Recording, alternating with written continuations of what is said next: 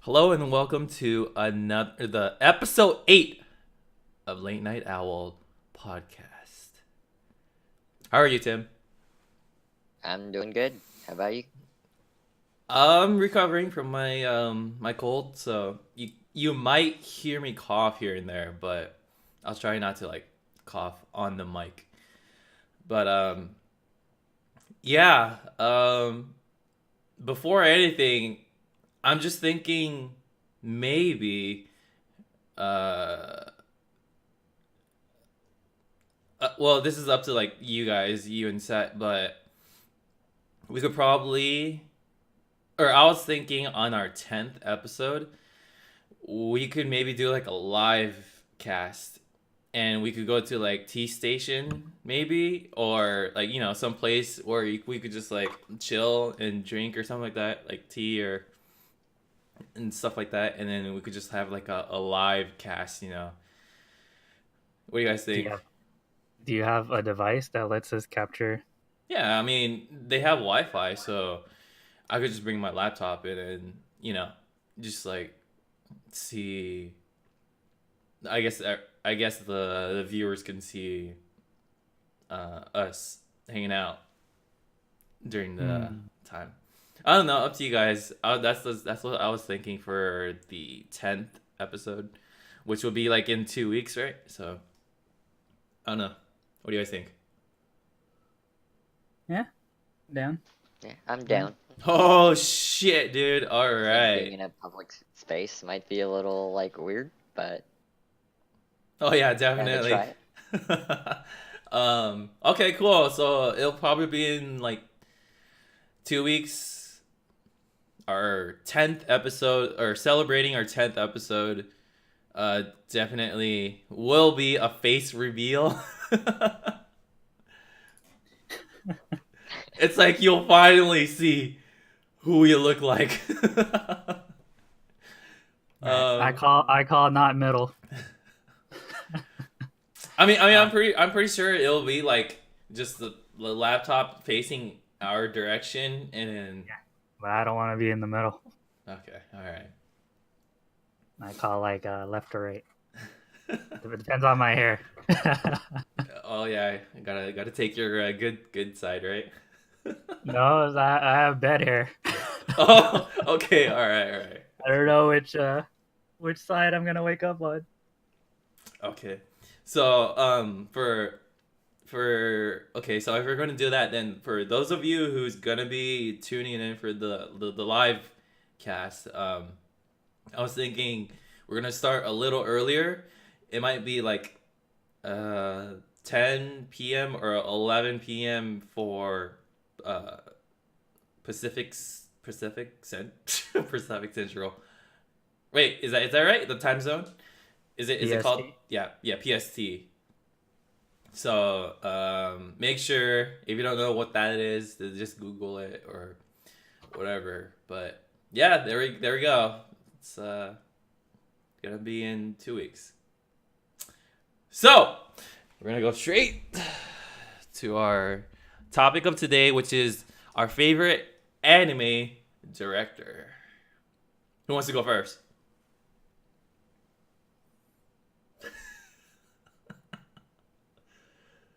All right, fine. I'll go first. All right. So this is what I was thinking for the favorite anime director. Um,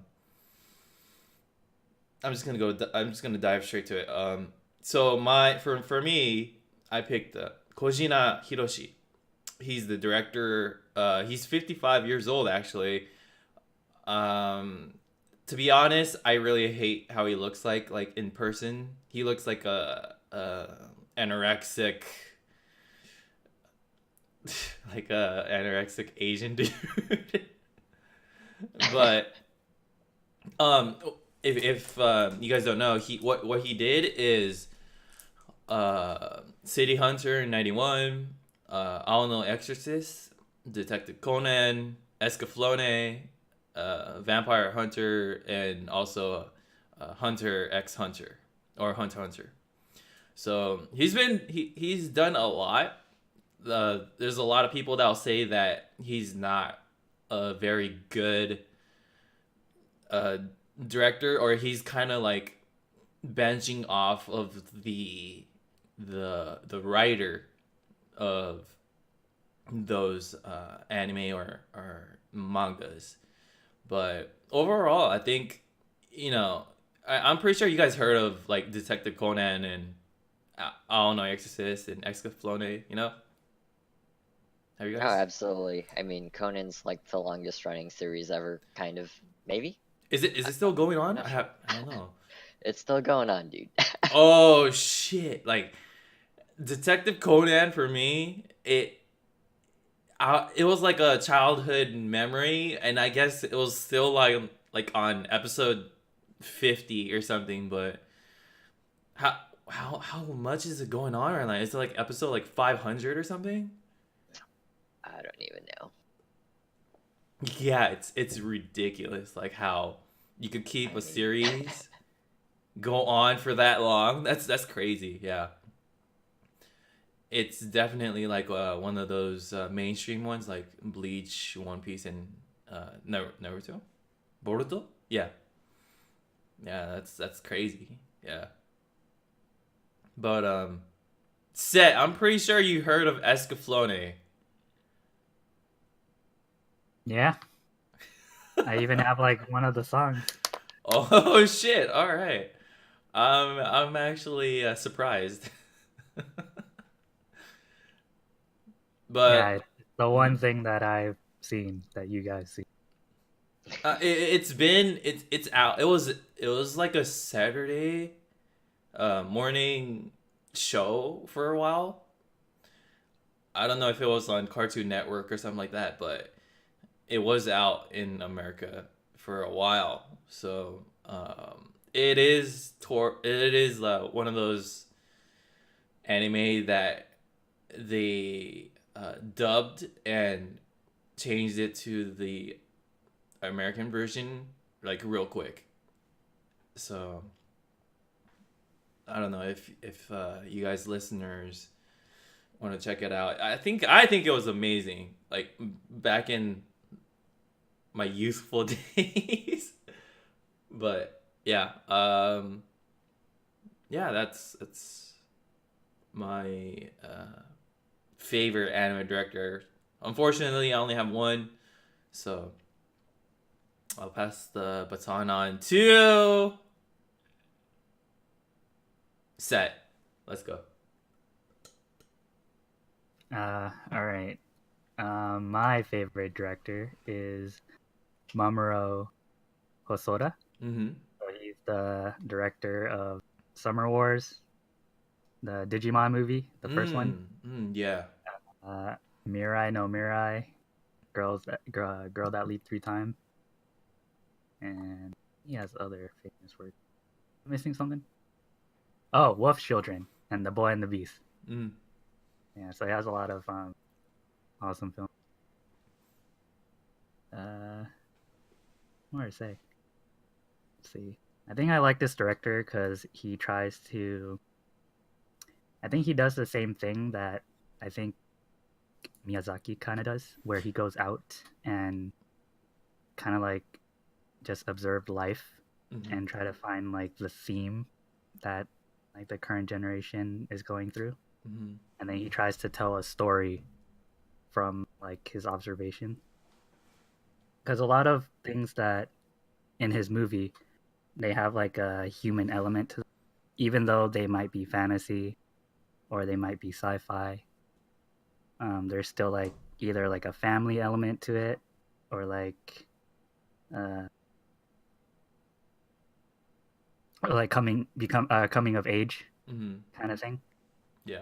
Uh, you get that you get that feel with both like Wolf Children and The Boy and the Beast. And I like how he paints his character in a more realistic way, where they experience a variety, which we don't get a lot from other directors, I guess. Mm-hmm. So like sometimes like if you go watch a certain movie or anime, you'll get one thing about a character. Like, okay, he's strong, he's stubborn, and he has like this unstoppable will or whatever, right?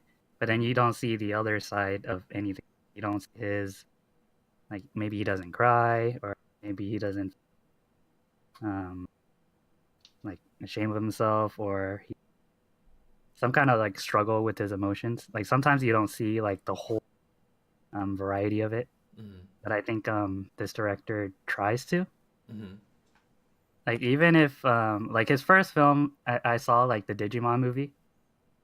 Like I know he like tried to add a little bit of that. Like it was kind of like his starting movie, Mm-hmm. or shit, it is. It's his first movie, pretty much. Yeah, yeah. Yeah, So yeah. he already has material he has to work with, but then he tries to like paint this element of what teenagers would kind of go through. Mm-hmm. So a lot of like when you're a teen, right? Like communicating your emotions to each other is really difficult, especially if you're like best friends. So he tries to like have like I guess Ty and Matt like go through this scenario where they're pretty much best friends, but since they can't communicate that well, they tend to be like standoffish. But then in the end, they find out like, they end up working together or something like that. So like, Yeah. when you're like mad at a friend and you want to say sorry, but you can't because you're a dude. So you just kind of like play it off. You just like, oh hey, wanna play this game or something, or you wanna grab dinner, Or, I don't know. I don't know. no, Not me. I'm no. straightforward, so. Really, you would be like, oh, so I'm sorry. Yeah, I'm I'll be sorry. like, my bad. Like whatever happened, happened. Yeah, but then that's not sincere. It's just like you shake it off, like, oh shit, whatever. Right. Okay. Yeah. Yeah, In terms of yeah. that, So yeah. yeah, we do it differently. Yeah. Yeah, yeah. So I think that he does a pretty good job. Okay. And I don't really remember the girl who. I know it was good, but it wasn't good enough to stay in my memory for some reason. Uh, Mm. yeah. I guess I couldn't relate really because I think the protagonist was like a chick, Mm-hmm. and the fact that she left through time was something that I didn't experience personally. So Right. Right. yeah, but Summer Wars was pretty good. Um, it painted uh, it gave this vision that if you're a computer geek, like a nerd or something, you Mm-hmm. can still be a hero and you can still get the girl, right? Which is something that for that time I don't think a lot of or the public opinion of like what maybe like an alpha male or an attractive male would, right? Because then you're like, oh, he's like a nerd and he's shy and stuff like that. Those are like qualities that you don't want. Really, it's not really desirable in terms of the media. But then you have this guy who's like the complete opposite. But then he's able to like, help save the world and and like end up with the chick or whatever. Well, to be fair, for that film, it was kind of like it didn't really matter who the dude was. It was pretty much like whoever drew the short stick in the pile. What do you Because mean the short stick? the film they said it was either him or like the main character, the dude, or his friend that pulled. Right. But Yeah. yeah, but they were both the same, pretty much. Right. They're both Right. Yeah. yeah. So you had this, yeah, you can say it's based on the drawing of the stick thing, Uh-huh. but it wouldn't really matter. We would just get the same type of archetypical like protagonist. Right, right, right. It'll still be the same storyline. It's just different. Yeah, different dude. Yeah. Yeah. Okay. But in terms of no, I mean like in terms of work, I think yours director worked closely to the Ghibli Studios Miyazaki Hayao. Yeah, I believe that he did get a lot of influence from him. I think Yeah. so. I think he like quit What do you because mean? Yeah. like he used to work for Ghibli maybe, and then he Okay. quit. Okay. So I. he definitely had because that's what they try to do, I guess. Both Ghibli and this dude, Mm-hmm. they're trying to. They're kind of like psychologists, where they're trying to grab, gather data, and then make sense of it in Mm-hmm. a way. Yeah. Yeah, but they're trying to tell it through a story, and I think Yeah. that's why like a lot of his works are they touch like all ages, Mm-hmm. and it is broadly touched, right? Because it's a theme that everyone shares, Mm-hmm. or the majority of the population shares. This isn't like completely true, but in terms of how things are going, I think Ghibli Studios, for a fact, they actually go, uh, they take stories from old, like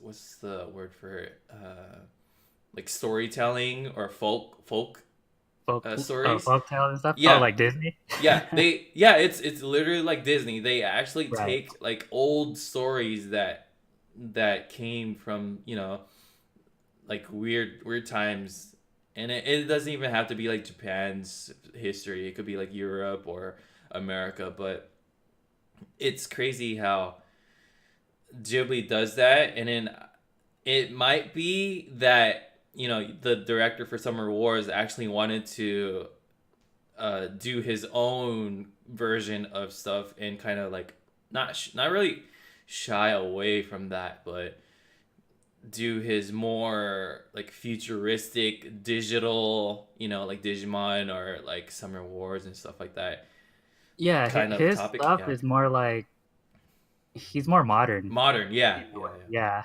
Yeah, I guess because he's a little bit, or he is younger, Oh, so he is? he's Okay. more, yeah, he's more modern in the sense of his storytelling. Mm-hmm. Like like you don't see a lot of stuff in the past unless the person travels back in time Mm-hmm. to the past, right?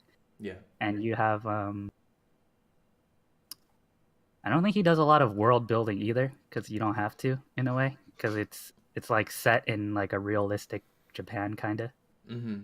So then he doesn't have to do any like, yeah, any world building like other Ghibli films. Mm-hmm. Yeah, but I like the fact that you brought up Disney. Like what makes Disney so good is because they borrow their sources from like the ancient times. Folk. You know Yeah. those. Folk telling. Yeah. Yeah, yeah, because those stories are really important because they survive for a long time because they tell like a universal truth about human nature. Mm-hmm. So even if you can't like articulate it or uh, understand it Mm-hmm. when you're little, it sinks into your subconscious mind, and it kind of like it gives you that comfort and that knowledge that you learned something that you kind of already knew. And I think that's why most of Disney films are good, and that's why I think Frozen doesn't have that same effect Mm-hmm. because it doesn't have an archetypical story to Right. it. To be fair, I think a lot of the folk telling stories, like if you actually research, like let's just say for example, uh Snow White, Yeah, it's a really dark and scary folk telling story, but yeah, because it's Disney that they make it like a family friendly story, but it's really scary how they just like take from these dark yeah, stories. Yeah. yeah. Like Peter Pan, right? It's dark too. I think Hmm. almost everything was dark, Yeah. Yeah. but that's good. The darkness does carry over, Hmm. but it's told in a way that's not really explicit, Hmm. right? So a lot of scary stuff happens in like Disney films, but they don't show like the killing sometimes they do. They don't show the abuse, right? They don't show the stuff that gets you the R or the RPG rating. Yeah, But yeah. but the fact that it's implied, I think that's what's really powerful about Hmm. the like even Lion King, like you don't see Mufasa Mm, die, but I you mean, know this is you know kind he of died, right. right? Like that's dark for kids, especially when they're like 4, watching those stories, or even like falling into a coma and never waking. Hmm. Like stuff like that is it's foreshadowing, and it's like teaching you about like the horrors and the tragedies But it's that you're really getting. dark how they portray like some of the stuff. Like if you read back to like the Forever Slumber and stuff, there. Okay, I'm not sure if this is real, but I did read that the prince actually just raped the Sleeping Beauty, and then she actually gave birth to like kids while she was like in her sleep. Like it's like really dark. Like I'm like really Yeah. scared that like how they made this story into like an actual family friendly like kids are like enjoying it kind of type of deal. Yeah, And yeah, it's it's just yeah. Mm. I mean, these are like folk tales, right? These yeah, are tales that we would have actually told our kids if we were German and a long time ago. Right, right, yeah. right. And I think it's also because the fact that we didn't live that long, Mm-hmm. so we want to introduce these elements to our kids as early as possible, because since they're not sheltered, and since we don't have the luxury, or they don't have the luxury that we do, Mm-hmm. like protection, shelter, and other stuff, high speed internet, whatever, right? They're Mm-hmm. more susceptible to like the dangers of the world. Mm-hmm. So introducing these tales early on is beneficial, because like maybe maybe you tell the Sleeping Beauty to your daughter, right? Mm-hmm. So what does your daughter know? She knows that if she's unconscious, that means it can mean in a variety of sense, right? It doesn't just mean you have to be asleep. Mm-hmm. But being unconscious could also mean that you're not thinking Vulnerability. for yourself. Yeah, you don't, you're not independent. You can't think for yourself. Mm-hmm. You can't speak well, or you can't uh, go forward into the world by yourself. Mm-hmm. Like, you would get literally raped. Not by a man, but like by like the prince could be something else, right? Mm-hmm. He can be nature in general, or it can even be your like just anything. I guess it can be a representation of anything. Yeah. So then your goal would be like not to be like Sleeping Beauty. But I think in that analogy is different, because I haven't read the original one, Uh-huh. but I know in the Disney one, she wakes up because the prince kisses her, right? Mm-hmm. Yeah. And I guess that symbolizes it's more of like the two sexes kind of helping each other, Mm-hmm. because he has to still confront the dragon, you know, like and dragons are really good metaphors for dangers of life, right? According to Peterson. Yeah, yeah. So yeah, Mm-hmm. so I think the fact that he fights the dragon is Mm-hmm. pretty good too.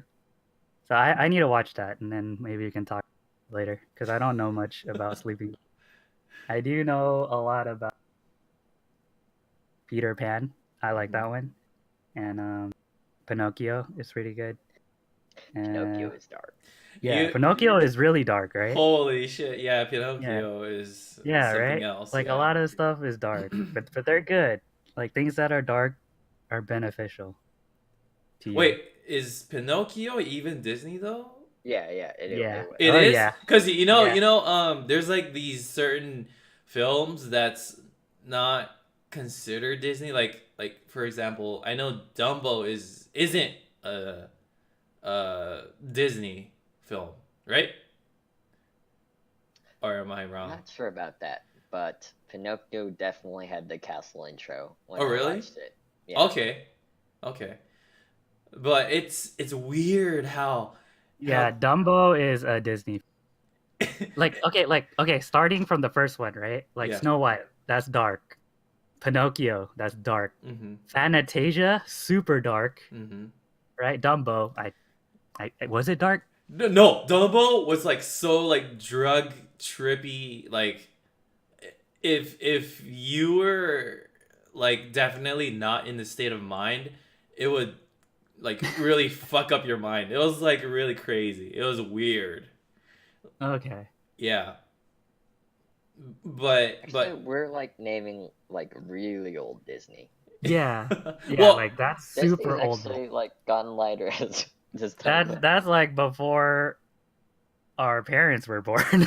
well, to be fair, the old Disney was how we grew up. You know, like we've watched those type of Disneys and thought that was like like what Disney is. You know, we didn't have like Frozen or what's the other film? Wreck-It Tangled. Ralph or stuff like that. Tangled. Yeah, I or Tangled. I Yeah. would consider Wreck-It Ralph more like Pixar, Oh, okay. Yeah, even you're though right. You're right. Yeah. Disney does own Pixar. hmm That's true, yeah. It's confusing, but yeah, definitely. There's like a different genre for Pixar and Disney terms. You know, like I feel like for Disney, there's always got to be like a female and a male uh main character. No, is it just me? What No, in Disney? I think Yeah, in so. Disney. I Yeah. don't know if like Frozen had that, but No, remember in Frozen, there was like the okay. the female, Yeah, the like the problem with sister. Frozen, hmm right? The problem with Frozen, there was a male protagonist, But yeah, his but role was like but, really but he's little. useless. Like he Yeah. doesn't represent anything, hmm right? So he's just like there. Yeah. Yeah, so that's the problem I think with that Mm. Frozen. Yeah. Yeah. He's just there to sell merch. Yeah, Well, pretty yeah, much. pretty much. Yeah. He's there for his is that a moose or reindeer? Something like that. Just Elk. token male The representation for elk? their Yeah, that was his purpose. Yeah. Unfortunately. But you see this trend that Disney does versus Pixar, where it's like Toy Story or like or we're talking about uh Monsters Inc. or stuff like that, where they actually kind of go away from the gender roles and stuff like that. It's crazy. It's almost as if they're trying to avoid sexism. No, they're so recently they've been promoting like a lot of like feminism, I guess you can say, Yeah, definitely. right? They're making every single, even in the Star Wars movies, right? They're hmm making every single female character strong, Strong, yeah. and and they're not having them in any typical gender role. hmm Like even if you watch, I get yeah, even Pixar does this. If you Wreck-It hmm Ralph is Pixar, right? Yeah, yeah. Okay, so in Pixar you have the little girl. hmm So she doesn't do anything that's um stereotypical about a girl, hmm but she drives really well, right? And she likes cars and racing. Yeah. That was like a stereotype of boys, hmm right? She's independent, she's fierce. When she goes visit the princess, she hmm doesn't act like any of them, right? Even though she just sings. And Yeah. then, like at the end, she even like doesn't even depend on Ralph. She just lives her like she actually leaves the arcade and like stays in like the internet game. hmm So it's like showing that like she's independent and she don't need no man. Oh, Yeah, spoiler alert. yeah. So I and then they do that with Star Wars, like the whole I think a lot of people hate it because it was too up in your face, you know? I Like to if it was be just yeah. a little bit, it's fine, but it's too much that you Mhm. see that that's their purpose. Well, okay. I am a Star Wars like mania or mania or whatever it's called, but I to be fair, the only reason why I'm a representative of all Star Wars people, but the only reason why we didn't like the new Star Wars is because there was like a power creep. Like they created this like feminism, or actually like a sexism thing where it's like, oh yeah, since Leia or whatever had like this superpower of, spoiler alert, like traveling across the space without having like an oxygen mask or whatever was like just like overpowered, or the in terms of the force or the power, it wasn't like it didn't make sense at all. But the Right. directors created this thing where it's like, oh, it's a chick and we want her to have this amount of power, was just like a really big I don't know how to say it, like a no or whatever. Like it just we're all just like, okay, in the Star Wars universe that doesn't make sense at all. Like the power creep was just too real in that film. And to be fair, Disney knew they fucked up. So I read in the news that they actually brought back the actual producer or director of Star Wars back to the next film that's going to be coming out soon. Is it this year? No, it's not going to be this year. Okay. But they had way too many people, like fans like me, that actually just like talk shit about that film, that wanted Luke Skywalker, even if he's like dead. Spoiler alert, he's dead. But Yeah, and he became the Joker. yeah, but they wanted to correct his character in general, so they brought back the I forgot the name of the director. What was the director of Star Wars, like before Disney? Which one? George Lucas. Yeah, George Lucas. There you go. They brought George Lucas back for everyone But why else. though? They hated like half his film. Well, it's because They hated even all the prequels. yeah, even if he was the what's it called? Like he was responsible for all those prequels and stuff like that. They wanted like the main characters to actually focus on the character development, or like continue on with how the character would have been, you know.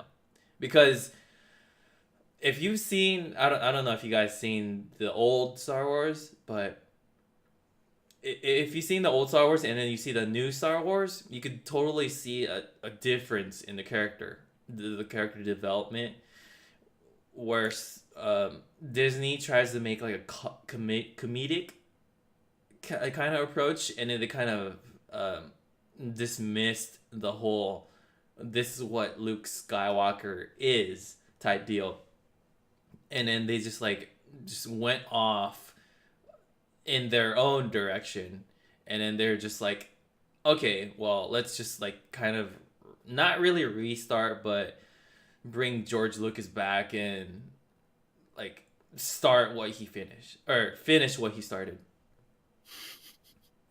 So It yes, could be both. It could I be mean, Star Wars.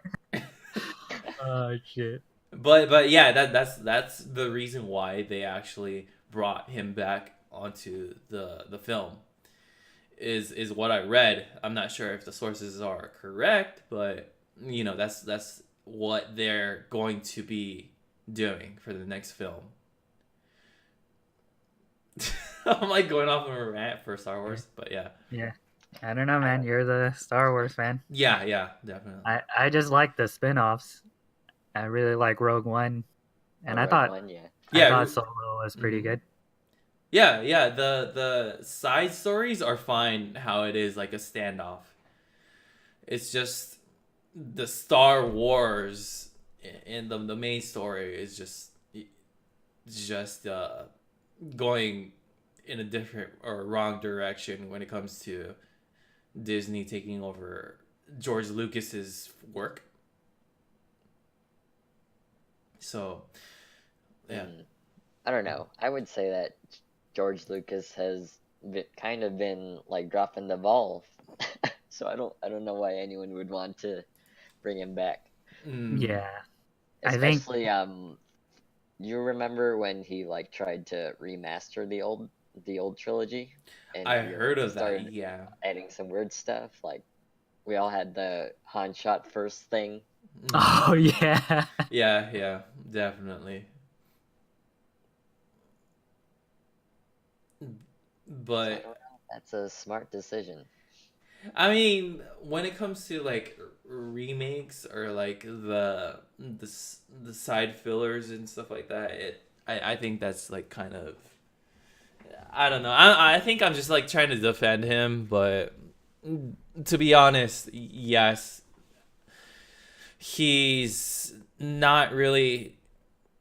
I don't know what his mindset was when it came to doing the old series first, which was like 4, 5, 6, then going to 1, 2, 3. But it definitely has changed over time, like how his mindset works and how he directed all these different films. But yeah, If I had to guess, I would say that he probably didn't think they were gonna make a prequel trilogy, and then it like took off, right? yeah, definitely, I agree with that one. Yeah, Probably, yeah. Wait, Because but like why the did he whole name it like prequel, episode something? Well, he must have kind of had it in mind. yeah, mm-hmm. But I mean, it would have been good at its stand alone as like a 4, 5, 6. It's like, oh, what happened before that, or like Yeah, what's gonna happen after or whatever. But I can kind of see that. Like usually when I do try to write a story or something, mm-hmm. like it's really hard to have a beginning and an end, Yeah, but it's really easy to write the middle part. yeah, yeah, And I absolutely. and I think that's what he did. He's like, "Oh, I have all these ideas. Let's just do the middle part first." mm-hmm. It's just the expectation of everyone is kind of like too hard to be able to satisfy everyone. Like everyone Yeah. has like their different type of conclusion or beginning or whatever. But Yeah, and as a creator, when you make something as great as Star Wars, mm-hmm. it's really hard on the psyche with that pressure to make something better, Yeah, right? It's like shit, that was like my masterpiece. That's all I got, mm-hmm. you know? Yeah, So that's probably why like the 5 centimeters per second guy didn't really like that everyone liked his film. Because then he has to top his this one previous with his work. next one, Yeah, and yeah. it's gonna be really pressured. Mm-hmm. Yeah, I understand. Yeah. Back to favorite director or Tim.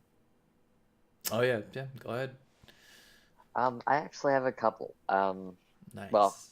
I'm gonna say that was gonna be one of them, but we've talked about him enough, I think. I mean, he makes beautiful, heartfelt films, and they're really clean, so Mm. that's all you need to know about that. Um, the second guy is U.S. Hamasaki. mm-hmm. I don't know if you guys have seen his stuff. He's done Ping Pong, the animation. Oh, ping pong. I Yeah. listened to the OST. You listen to a lot of OSTs, huh? Okay. And Yeah, he's but I done didn't watch the movie. Tatami Galaxy, Mm-hmm. Mind Game. You guys have Mm. seen Yeah, mind game. Okay, so I don't know his previous stuff, but I'm assuming he does a lot of like the psychological type. Definitely, yeah. Yeah. Like half his stuff is about like young romance and like being unable to open up and tell people how you feel. And the Mm-hmm. other stuff is just like weird psychological trippy stuff that's just now. And what helps is that he's a animator that loves like a colorful, just like wild freeform style, totally opposite from like Mamoru Hosoda. Mm-hmm. And his films are just like a visual treat, just wild colors everywhere. It's fantastic. Mm-hmm. Okay. And the last guy is Satoshi Kon. Um, Talked about him here before, but basically I love him because he writes these films that makes you forget you're watching an anime. He just makes good films. He doesn't care about the medium that he's going for. To him, they're all just films. Mm-hmm. Is that the one Perfect Blue guy? Yeah, Oh, okay. but also like you can watch like any two movies and get a totally different vibe from them, which is amazing because I think a lot of people try to stick in one genre or like tell some similar type of storyline, but there's this guy, he'll do like a psychological thriller and then he'll do like a memoir about an actress and that'll be like completely off the wall from each other. Mm-hmm. Yeah, definitely. Yeah. I think there's a lot of strength when it comes to doing a totally different a gender or not gender genre of Yeah. Though that means he's like super crazy creative, right? yeah, yeah. Yeah. Because usually when you create either like, a drawing or a film or like even animation, Mm-hmm. there has to be some huge emotional to it, right? Because emotional is art if you can express it. Right. And for you to be able to have so much reach and range, it's really crazy. Because like even if you watch all of Hosoda's films, they're all similar as well. They have like he has like this experience that he wants to tell. But Mm-hmm. like for like Tim's director, if he can do all of that, that's crazy. He's like a bit schizo if you think about it. Yeah, definitely. I agree.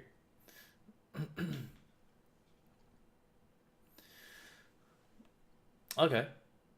Yeah, those are my top three. It's pretty interesting. Interesting. You got any more? No, I'm good. I think in terms of uh, directors and their work, it's kind of like limited. Yeah, it was hard because I don't really pay attention to the directors. Mm-hmm. So then I was like, okay, I'm just gonna pick some of the works that I like and see if it matches up. But if you realize like it's the directors that they unlike Tim's selection, they focus a lot on the similar or like the same type of anime, which is crazy in terms of like Tim's um selection, where you could see that everyone has like a certain set or like a mindset or a goal that they're trying to portray or accomplish as a director. I think being able to have a more broader way of seeing things is a lot better as a director, I guess, because you could adapt with or adapt to the time or what everyone would want to see in general for anime, because it's a lot harder for old school directors to try to uh like I would, what's the term of it, like not derive but change their style of anime or to like the new wave, or trying to, you do you guys know what I'm trying to say? I It's just mean, like, when you've been working in the industry for a while, you get into like one mindset, right? yeah, you Like get too Miyazaki comfortable. is Yeah. always writing films about like airplanes and World War II because that's what he loves. And Yeah, yeah. Definitely. Yeah, and it takes a long time to hone your craft. Like Mhm. if you're drawing and you picked up an art style, like you want to master it, right? And when you master it, you want to replicate it. And for you to Mhm. change your art style and master something else, that is super difficult, right? Like the Exactly. way you draw, right? There's certain way you shade, like there's certain ways you draw eyes, and that sinks into your subconscious mind, and you're able to do it faster and better. And for you to completely change that, that's crazy. That's like really insane creativity. Mhm. Yeah, that's talent, man. Yeah, yeah, definitely. It's having an open mind towards more subjects or the genre. Schizo, super schizo. Yeah.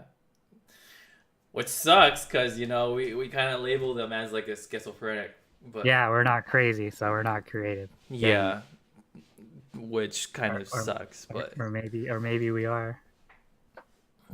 yeah, definitely. Um, I don't know. I have like a really appreciative kind of thought for these directors. Yeah, definitely. So, without further ado, So I. Mm-hmm. Yeah, go ahead. nothing. Oh, I okay. was I was gonna say, do you guys think? I was gonna ask you, do you guys think breakfast or dinner is sexier? Is what sexier? Is that like a Yeah. meme? No, kind of. Hmm. I think dinner. Like, I don't know. It's just for me. It's more like old school. So I guess dinner would be. But there's a lot. I known a lot of people that'll say if you want to actually get someone like as a girlfriend or boyfriend, take him out on breakfast instead of dinner, which is weird for me. Yeah, because breakfast is sexy. Yeah. Because breakfast in bed sounds nice, but dinner in bed that's just a sounds mess. depressing. I mean that's I don't know. I And and if you miss breakfast, you can have breakfast at lunch. I guess that works, but in terms Anyways, of, yeah, super random. yeah, in terms of trying to, I guess, impress the other person, I don't know. I think dinner would be better because there's like a lot of variety versus breakfast. You're kind of like restricted to certain stuff. Like you can't. I mean, yeah, there's some people that do it, but you can't have like steak for breakfast, right? Like it's not like But yeah, you can. I mean, no, I'm saying Do yeah, you like a can, steak but and like eggs, yeah, you yeah, can Steak do and that. eggs. but I mean like You take a who dinner item and then you put eggs on it, and it becomes breakfast. Yeah, you good. I mean, okay, that's fine, I guess, but in terms of like the variety of the different stuff that you could eat during dinner would be different when it comes to breakfast. Like would you guys eat pasta for breakfast? Like it's kind of, isn't it kind of too heavy of the day to like start your day eating pasta. I Isn't actually do breakfast the eat heavier pasta for meal? breakfast, especially when I have like a midterm. I load up on a lot of carbs in the beginning. Holy shit, dude. Okay, okay, all right. Well, everyone's different. But I definitely really wouldn't. I don't know. I wouldn't do that. I think it's way too heavy for breakfast. Don't people eat heavier stuff for breakfast though? People get like the eggs and like protein. It's all like fats and protein, right? Mm-hmm. Yeah, because your body is built, especially if you have a heavy breakfast and you have no like sugar with it, Mm-hmm. Yeah. then your body burns fat the whole day, right? That's the theory behind keto. That's why you can't eat dinner heavy with the keto diet, Mm-hmm. because then your body is preparing to sleep. All right. So then you're not gonna burn any fat. So then that's why you do the heavy load of dinner. I mean, heavy load of breakfast in the morning. Yeah, yeah. Well, I guess it depends on your diet and what you're trying to do with your body, but definitely, yeah. Okay. So without further ado, let's go. Let's go to the short story corner, which is Seth's turn. Go for it, Seth. Oh man. Uh, uh, oh shit. Okay. Let's see. All right. So our protagonist is a goblin stuck in a virtual world where he befriends a slime and has the power to wield a magical sword that resembles a flower. And then in order for them to survive in the world, they have to kidnap children and sell them off as livestock to these aliens to survive. And the goblin guy can only use a shield, but Mhm. he can dual wield them. He has two shields. So then Holy shit. he goes on this adventure, Mhm. and he finds out that, the reason these aliens are collecting children is so they can summon this dead demon lord guy, right?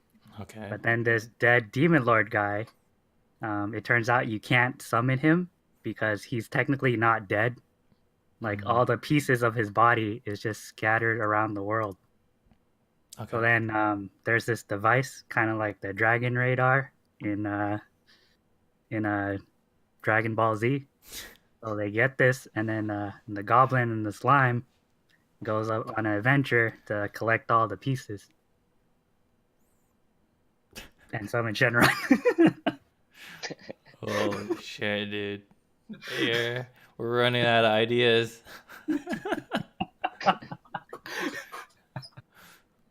Definitely will switch this corner soon. Oh man. Yeah, well, hopefully, like, Anyways, and his deck also contains no pathetic, n- no pathetic what? no pathetic cards. Oh Just shit. just a deck full of pot of greeds. So people, Okay. So it's like infinite card draw, pretty much. Yeah, yeah. Okay. Because his dual shields are actually dueling discs. Oh, you guys get it? No? Okay. What a memer. Like dual, Like two. Oh, No? dude. Okay.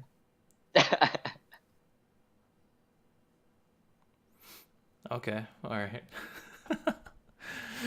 So okay. So for this story, it would be geared towards like Yu-Gi-Oh fans or like family friendly.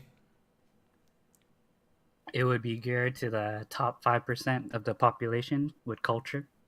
Okay. All right. All right. I mean, I don't really have any objections with this meme, but if Tim, I don't know if you want to ask him something. Mm, well, okay. So we've got unlikely pair. Got like a goblin and a slime. That's pretty good. And they've Uh, got a goal. They gotta summon this thing. And they got some problems along the way. That's the formula for a good story right there. I don't need to know more. oh man, I think it's just like it's to the point where it's just like a meme. I think this is my best story yet. Oh man. Yeah, they probably make breakfast together. It's pretty good. Yeah. They ate dinner for breakfast. Definitely. You like pasta every morning? Yeah. All right.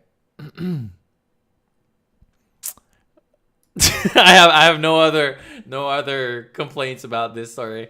But okay, let's move on then. So the last part, the manga anime or doujin that's coming out. I picked Kabukicho Sherlock. Comes out in April next month. Jeez.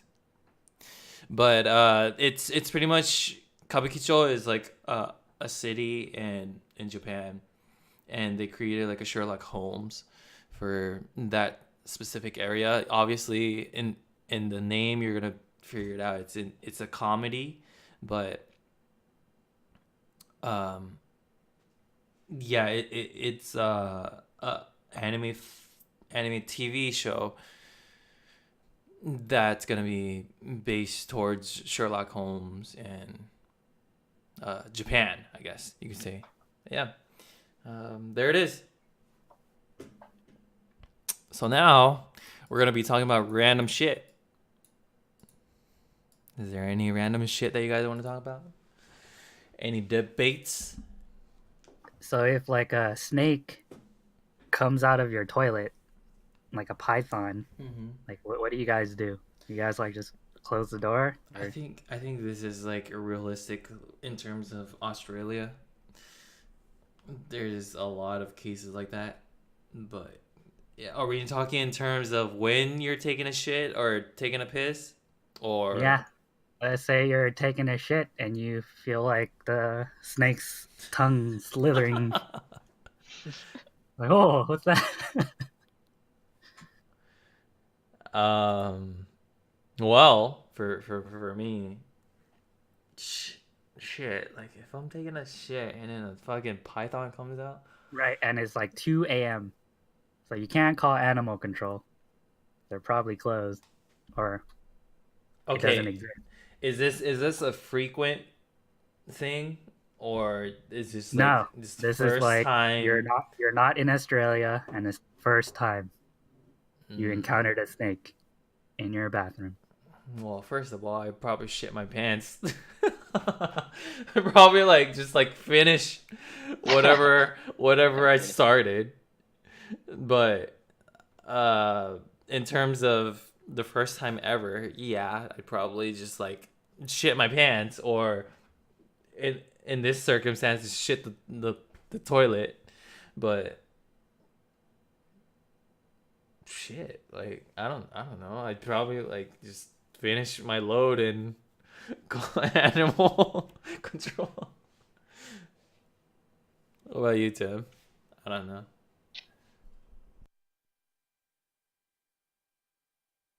I don't know. I mean, I'm sitting there, right? And you hear like slithering, maybe hissing. I don't know. And you like feel stuff? You said what? Is it like coming out to bite your ass or something? Like what is it doing? Is it just like coming out and then you just like notice it, or what's going on? Yeah, yeah, it doesn't bite you yet. First scenario, it doesn't bite you. Second scenario, it bites you.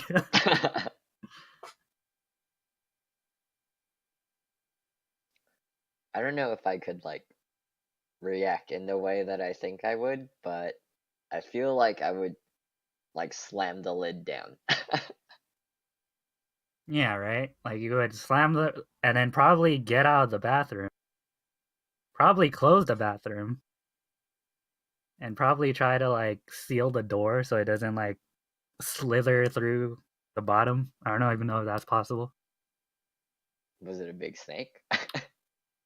Let's go with big snake. I mean, it's a python, right? Pythons are pretty big in Let's go general. huge. Yeah. I, You I, call you would call like 911. Be like, hey, there's a snake in my bathroom. yeah, would it be 911 or would it be like animal control? Like I don't even know because I'm like not in Australia that I know who to call in terms of that. Because I know 911 is like a 24-hour deal, but I'm not really sure in terms of resources that I have that animal control is the 24 hours as well. I hope they're 24. Like, What what would make them 24 in terms of where we live? I guess because it can be an emergency, right? Because like, I say like a coyote comes, because that happened, right? Like around I won't say which city, but it happened around here, and then like coyotes were eating small dogs. Then if you see one late at night, like when you're coming home, when you want to like be able to call animal control, like it's just like those weird things, like just in case, you know. But then you're right, like we might not have a. I feel like we do. I feel like we should have a 24-hour animal control line, but I'll probably just call 911. I don't know. Like once you have like the door sealed and stuff, it's not really time sensitive, right? You can just like Okay, what happens if you wait till morning, the guy comes, opens the bathroom, and the snake's gone? okay, I wouldn't say that I would wait till the morning, but I could definitely find a way to call a non-emergency like 911, right? Okay, See fair if they enough. have anything to say. See, we're preparing for the worst here. Okay.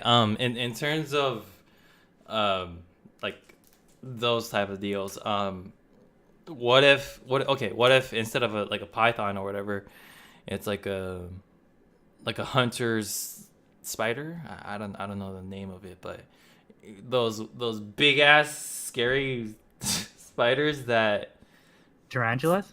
they're not harmful, but they only live in like Australia or whatever. They literally just live to like eat what's it called, like butterflies, or not butterflies but like other insects. Like they're really unharmful to people. If you guys saw that like in your room, what would you guys do? Would it be like the same as the python? I would probably just kill it. Like it does like Cause no. like a spider is easier to kill, Mm-hmm. but snake is like our ancestral predator. That's You true. know, it's like they're built to kill us. Mm-hmm. Like, yeah, I don't want to fuck with snakes. I mean, spiders are they don't really kill us normally. They're not really combative to humans. Mm-hmm. They're not like going out to try and kill us. I mean, sure, I'd try to kill it, but it's not like the like bird spider or anything. Yeah, but in terms of, you know, because we don't live in Australia, so when we see these scary looking, you know, like spiders or predators or whatever, our first initial thought is to kill it or get rid of it.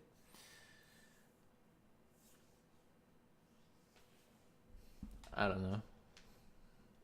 Like I mean, our yeah. our Is isn't that the same for you? Or well, I mean, first of all, I would be like, why the fuck is there a goddamn huge tarantula in my room where there shouldn't be any, but if I ever saw one, I don't know, like I'd try to flee or let it run loose. I try to catch it, like not in terms of like, you know, like try to keep it, but to like free it, like, you know, like I wouldn't kill it. It's a living thing, so I guess everyone's different. I don't know. I feel like spider that big. I don't know where I'd put it. You I know. wouldn't I wouldn't know how to kill it. Like, will you just like stomp on it? Like, do you feel like I feel like if it's that big, the time where you catch it or try to catch it and then try to stomp on it will give it enough time for it to skitter or like run away. So you'll be like in this clusterfuck or like this moment where you're just like shit, like I, I don't know what the fuck to do with it.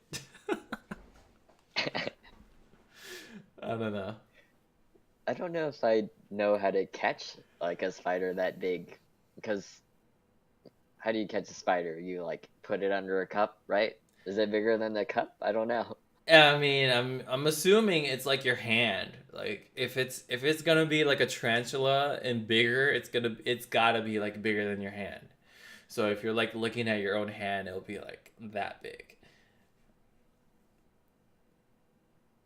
Like yeah, at a point where it's just like if it's that big, then I don't think catching it is gonna be what's it called, like an option. You're gonna have to figure out a way to I don't know. I don't know. Good topic. Good topic set.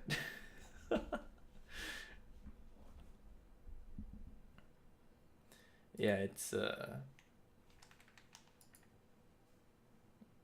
actually it's not even the spider that you were talking about as a python, but yeah, I don't know. I don't know what you do with it. I don't know. I have my game plan. I don't know Okay. about you guys, but I'm Okay. prepared. All right. What is it? Let us know. Let everyone know. You gotta educate us. I'm Yeah. close that door. I'm try control. If they don't answer, I'm gonna call 911, and that's it. And hopefully I can sleep at night now.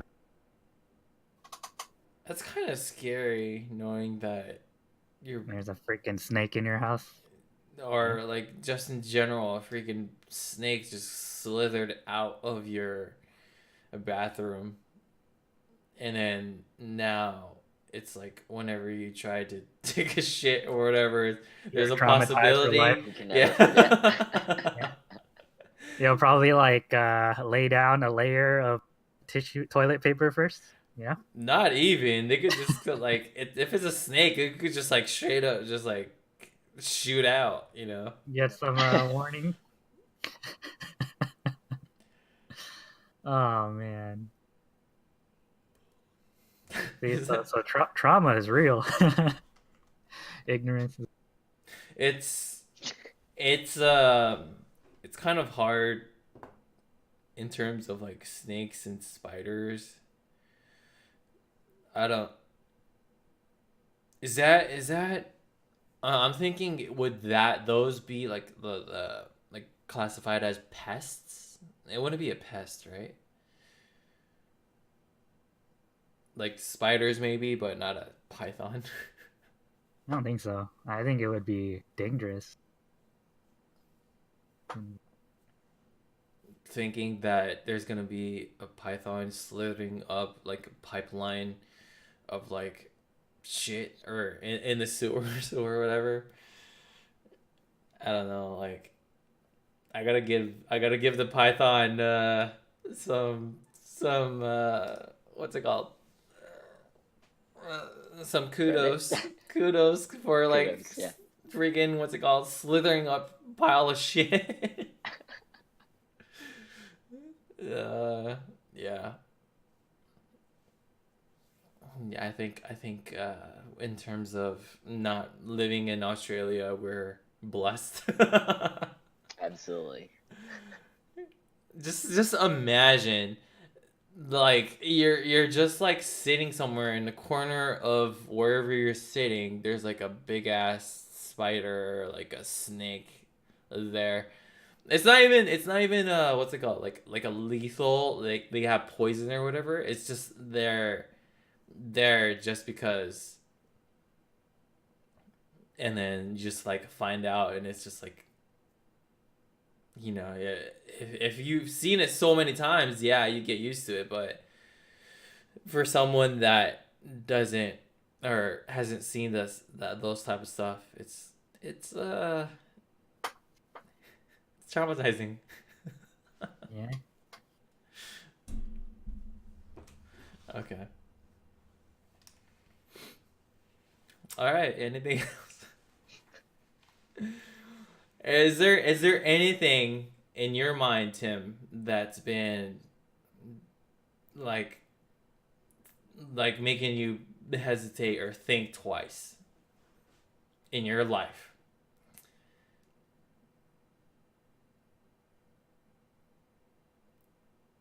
Huh. Think twice. Yeah. In your day-to-day life, it's something that you would be like, well shit, like maybe if I could have done this better, maybe I don't know, could have been with the girl of your dreams or could have won the lotto. I don't know. Oh man, that's just every social situation, though. Yeah. Everyone has those thoughts. How about another thought? How come Hitler gets all the recognition as being an evil dude, where like Stalin killed like 3 times X amount of people as he did? I'm not familiar with my history, but in terms of cruelty, wasn't Hitler much more? Hitler never killed his own friends, but Stalin kills his own buddies and erases them from their pictures. That's Okay, true. which one would be better? Putting people in an oven or killing them straight up? And it's not like a term of torture. It's more of like just execution, like straight up. Okay, so I think the like methodology was different Mm-hmm. because Stalin was just like, okay, anyone we don't trust, we take him out, we shoot him, right? Mm-hmm. But I think the thing that we're most scared of in terms of like Hitler is that he actually had a plan to do it. He knew who he wanted to kill and he was gonna kill all of them, right? He was gonna march them all into these ovens and they were all gonna die. Mm-hmm. And there's, something real evil about being able to formulate a plan to get it all done, I think. Mm-hmm. All right. So if Whereas, you single out one thing, then that's like true evil, because I mean, because there's like an evil intention. But yeah, man, but then Stalin has an evil intention too. he does, but his brand of evil was just like kind of chaos where we're just like we're just gonna kill everyone we don't like. Wait, you said this was Stalin? Yeah. Yeah, they're evil. Stalin, Mao, Pol Pot.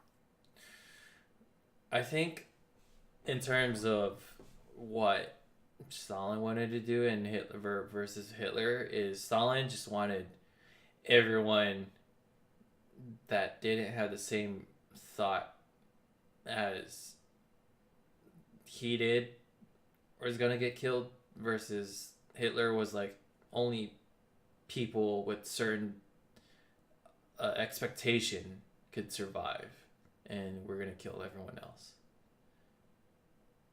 You see like the difference where it's like uh, someone that didn't have the same thought of you gets killed versus someone that's like beautiful. Like everyone else that's not beautiful gets killed. So it's kind of like, yeah, it's in a way the same, but in terms of, I guess, more detail wise, Stalin would be more cruel. I don't know. That's just like my take. Oh man. I mean, like Hitler did the same kind of thing too. Like he would just kill anyone who disagreed. He did that stuff too. It's just that he also had this plan to like remove a whole race of people as well. Yeah, but he has like, as evil as it is, he did have a reason for that. You know, like Stalin were just killing people that, he I guess didn't deem worthy.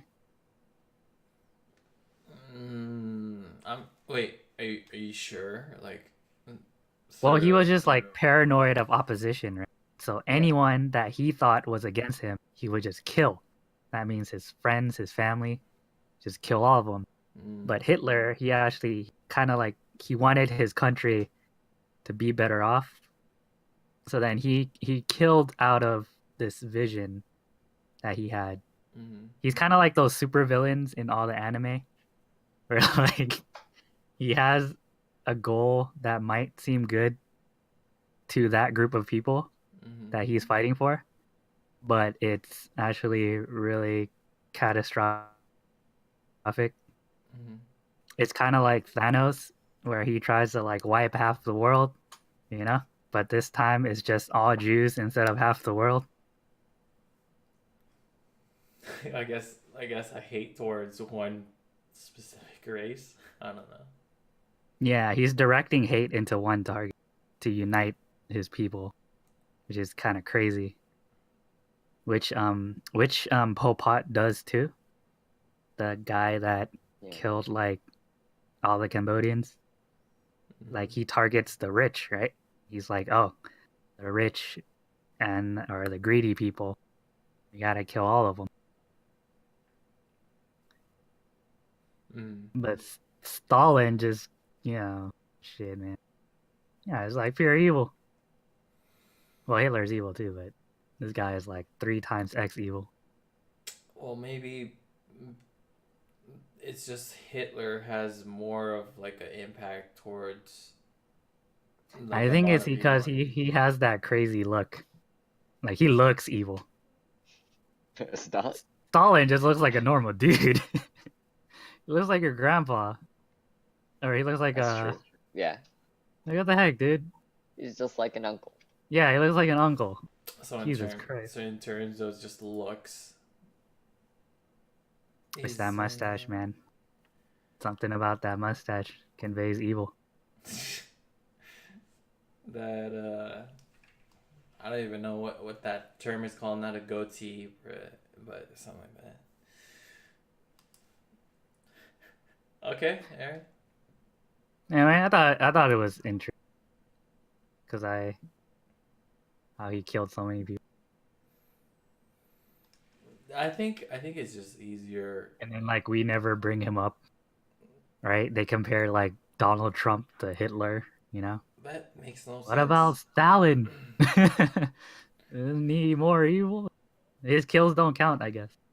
No, I still don't think so. Because I feel like he was just kind of crazy paranoid. That's not No. evil. That's Or it That's is crazy evil, but it's paranoid. also just like being scared. Ah, okay. His So he's killings were fueled out of hatred. ah okay. I can see that now. Or maybe the name Hitler is more outstanding than Stalin. It's like, who the fuck is Stalin? It's like just a random ass dude versus Hitler. It's like, what the fuck? I never heard of a Hitler. You know, I don't know.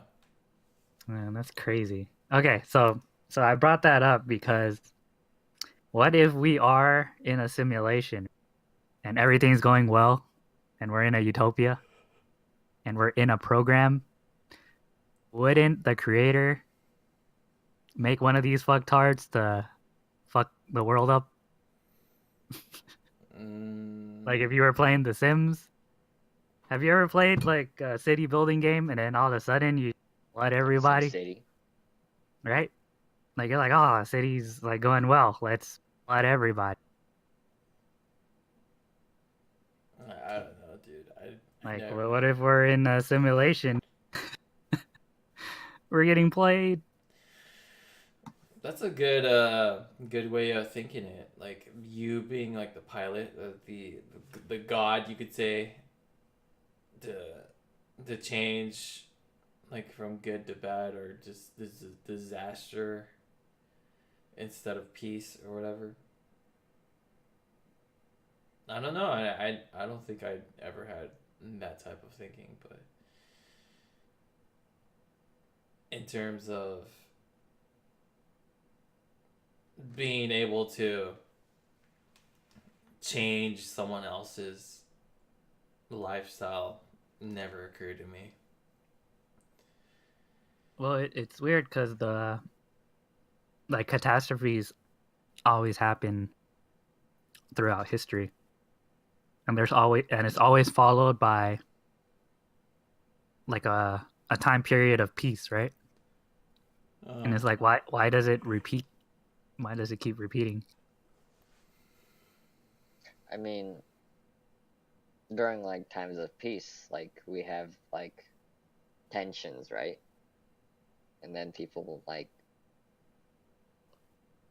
find these can't figure out ways to like resolve them. So like we get the only solution is to fight it out, right? Yeah. So that means based on pattern recognition, we should expect the flood soon, but and we, we're probably gonna have to live through it. Might be us going to war with AI or something. I think it's inevitable where it's like our creation ultimately turns out to be the ones that we have to overcome or fight, I guess. Yeah, it's like World War III. Half the planet gets nuked. Japan comes out with their own Gundam that they've been building forever. Secretly. Yeah, secretly. That thing that was actually real. That was actually real, yeah. They just needed a pilot. Yeah, they've been genetically modifying a pilot. It's like the sword in the stone or like the master sword and like you just needed the right person. Yeah, exactly. Who was a genetically modified baby from China. Yeah, that's the kid that was on the news. He's the next Kira Yamato. The So he's not savior. gonna die from the nuke. You can't nuke him. That's some deep shit, man. Some deep shit. I don't know. I wouldn't be able to come up with like a theory of what's going on right now. All I know is the population of China is growing to the point where they have to kind of either call other countries to be like, hey, we got like a population deal. Can you get some Chinese people out of here? If not, we're gonna have to like invade. What sucks, but I think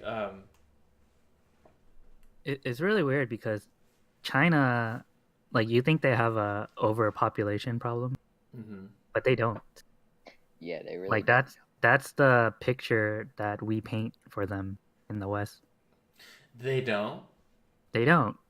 The problem with China was they have a lot of people and they can't allocate their resources correctly or in a timely manner because they were still developing, right? Okay. Because they were able to get their people together, they're the fastest growing nation ever in history, Mhm. right?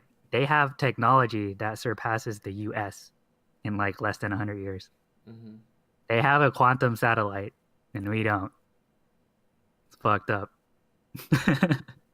It's true. What are we Right? doing? Yeah.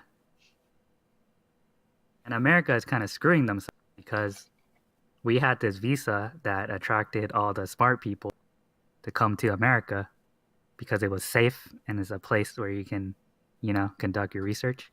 But Mhm. now you can go to China. This is actually pretty safe in China now.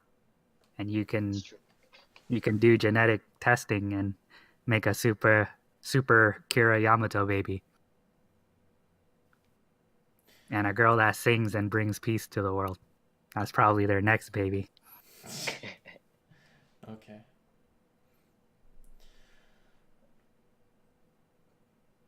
What was the like actual question? It was like simulation. What if what if the world was a simulation? Was that it? Yeah, like what if the world is a simulation and like this creator just fucking got bored, like, hey, let's create one of these guys that fucks up everything and see how people. Deal with it. I mean, yeah, it doesn't matter. I mean, we don't have any say in what they do. Yeah, we don't, but it's like parallelism. When we play city building games, the people in the simulations are kind of like us, and we're like building their houses. Maybe our technology isn't as sophisticated as like the creator, right? So let's say video games advance like really well, and we were able to program our own AI. Because wouldn't AI stay in the game first before they have a body? So we can probably program AIs in our game, right? Kind of like in Sword Art, Yeah. where they have AIs like grow up in that world, and they actually create their own government and shit like that, right? And they build Okay. like their own world, and they have their own religion, and like the people from the outside are just watching, and they're wondering why no one's killing each other. And then maybe you do something. You're like, let's get these guys to you know stab some balls or something, and then they introduce like some crazy dude or some catastrophe like hurricane something. No. You know what I think I mean, is what are they supposed to do? I think We're doomed. We were doomed. it's hilarious how I don't know if you guys play like a city builder game where you have to build like the traffic or not the traffic the roads, and then no matter how you change it there's always going to be traffic and it's disgusting. I'm just like, oh god, it's just like so realistic, it's just gross. Like Yeah, what if there's always going to be traffic no matter what. Like you can't change it. There's just gonna be traffic. There's gonna be like shitheads that doesn't know how to drive. It's true. you gotta believe in Elon Musk. I think what we need to do in terms of lessening the traffic would be creating a Not have people program drive. early on. No, we should have like more. Uh, we might lose more on our tax, but create like a program where we could start learning how to drive when we're younger or have like an influence towards driving. Like, let's just say if you're like 7 or 8 years old, they'll do like a simulation, or there's like a simulation where you're driving in a game or something like that, and trying to like learn how to drive properly. I think It's a good idea. that might be an anecdote for. Yeah, but then what about the people that are having a bad day? They're psychologically unstable. So you're here driving correctly, trying to make a right turn. You know, you're about to miss your exit. You know, you signal, you know, there's enough room. And he speeds up. He's like, nah, I ain't letting you go. And multiply that guy by 50 and then put him around the freeway and then multiply him again by 100. Yeah, that's why you have these schools or like these programs will actually say, regardless of your emotions, you know, you're in a vehicle, which is a weapon, you could say, to like take out a life. So in terms of being able to get from point A to point B, you're gonna have to, you know, try and put emotions aside. So Because we're teaching people how to suppress their emotions. no, I it. mean, Because that's what people makes having a us, bad day. that's what makes us like human. It's because we have emotions Yeah, that it causes chaos. But that's what makes us human. but people having a bad day isn't really a traffic issue. It's more of a like societal issue, right? Yeah, exactly. Which causes the traffic issue.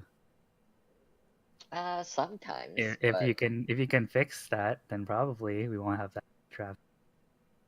I mean, how much does that account for the traffic issue, though? Dude, we don't know, right? That's the scary part. Yeah, Like I don't know, but based on my experience, some people are just like they're just angry. yeah. Especially if you're like in a really big vehicle and you know, you don't want people getting in your way. Ah, oh, this bitch trying to get in my lane. Fuck this guy, and then you speed up, you know? But I mean, you can't really do anything about those issues. I mean, what Tim's suggesting is fixing problems that we can like actually see, right? Young people, they're reckless. We can fix some of that, right? It's just Can like, we though? okay, Can we? okay, It's because that's their benefit. and Because young people are reckless. Oh yeah, go ahead. given the terms of like what, like emotional, like what you're saying, like these emotional terms, yeah, Mm-hmm. that's something we can't fix, or there might be a way to fix it, but I'm talking about in terms of like instructions, like tasks that's already giving out to the public, which is being able to drive in these circumstances where, let's just say, like if there's like a four-way and no one fucking knows how to like just take Yeah, turns in how terms to of take turns. how to, yeah, so then Yeah, you need to have some sort of way to instruct people early on so that it's embedded in their memory, so that they wouldn't have to be like, okay, hold on, I'm gonna stop right here, pull out a freaking manual of how to drive, and like, no. yeah, but my point is, okay, fine. You know that from when you're like 4 that you're supposed to do what you're supposed to do. Mm-hmm. What I'm saying is the Like problem with emotionally, right, people right, is yeah. that they know what to do, but they don't do it. Mm-hmm. And the reason why they don't do it is there's no collective kind of like culture. Mm-hmm. Because we know we're not supposed to litter. Like people been taught that like their whole lives, Mm-hmm. right? But there's no like collective culture that tells you that. Like people know that, you know, you have the right of way, but they're still gonna cut you off, even if Mm-hmm. they learned it, right? It's willful blindness, and that's something that makes you human. And people will do that unless there's a cultural incentive to not do that. So even if you make us like learn all this shit since we were 4, there's still other things you have to like fix, right? It's more complicated than that, I think. Because it's like Singapore, you know? You gotta Looks get the whole country to see the benefit of. looks like we're gonna have to put security sensors or whatever for each car. So if you litter, Exactly, yeah. it'll be like, oh, violation. You Yeah, have littered. and if you road rage, there's a penalty, right? Yeah. If you willingly do something, then yeah, you have to have like a like yeah. So then they'll be like, "Fuck, I hate this guy, but I also hate not going to. I also hate going to jail." So Which I'll let one's you guys slide. Yeah, outweighs more? Yeah. yeah. So if you have that in I guess negotiating power, it'll work. Oh, there you go. There it is. Government people. You just gotta have an alarm or whatever, like a security system in every single car. They'll say like, nope. Be like, no, bitch, don't do it. You're gonna go in jail. uh, Yeah. Turned on a red arrow. That's 2 nights in jail for you. Yep. Yeah.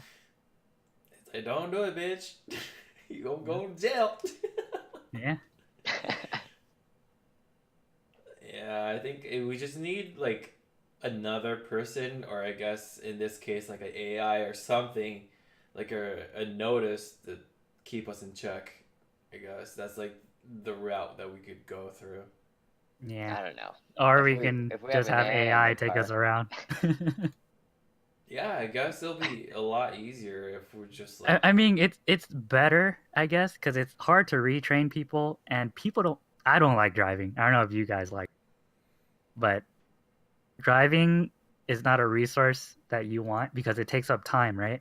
mm, yeah, Like if you can get from point A to point B doing something else, wouldn't you want to do that? mm-hmm, Like you can be working while you're driving to work and get paid. mm-hmm, And then once you get to work, you still get paid, right? Why do you have to lose income driving to work? Like even if you drive to work for 10 minutes every day, you times that by weeks and then you times that by years, like how much money do you? It's crazy. yeah, that comes down to Elon Musk's Yeah. idea of trying to have a more efficient way of transport. Yeah. Yeah.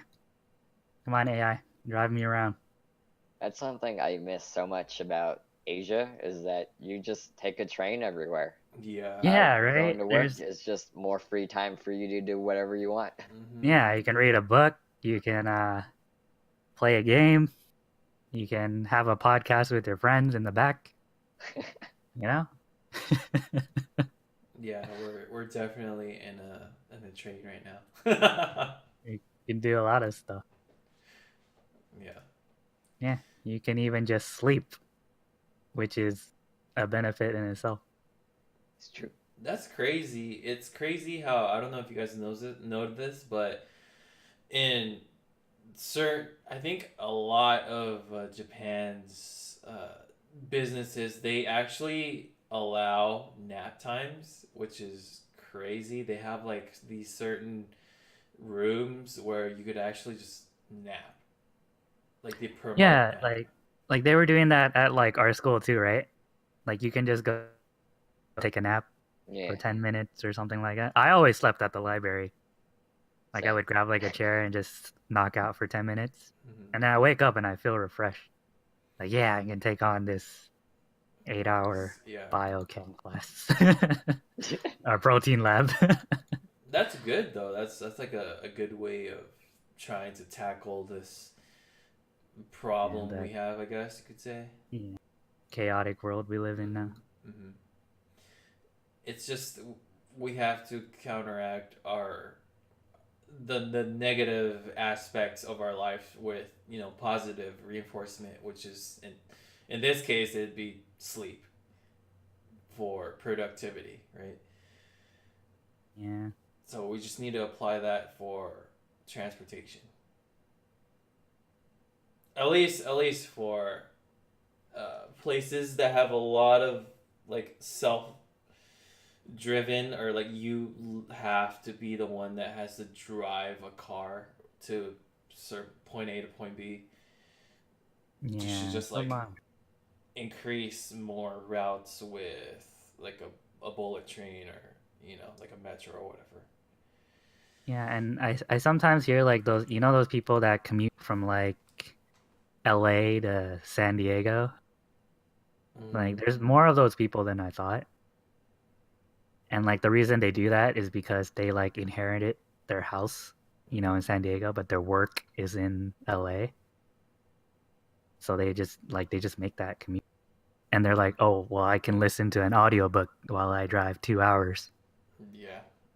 But I think you're setting yourself up for failure by doing that because you're driving, right? Mm-hmm. So that takes a lot of resources. Like your eyes takes the most resources out of anything because it's expensive to have vision. Mm-hmm.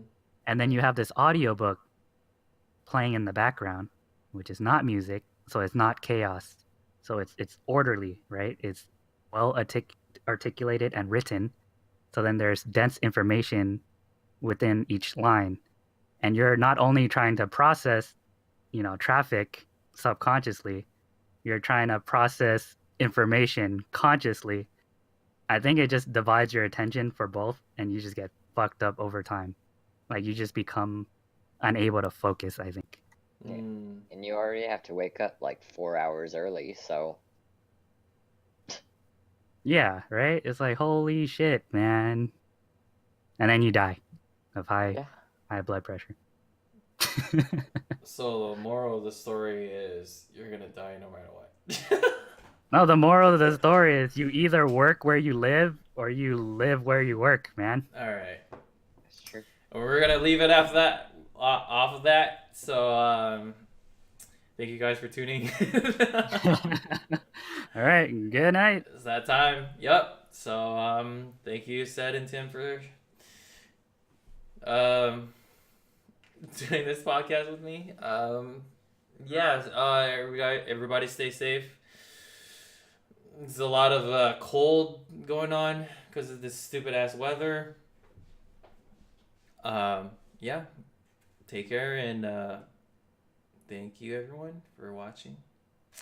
Goodbye.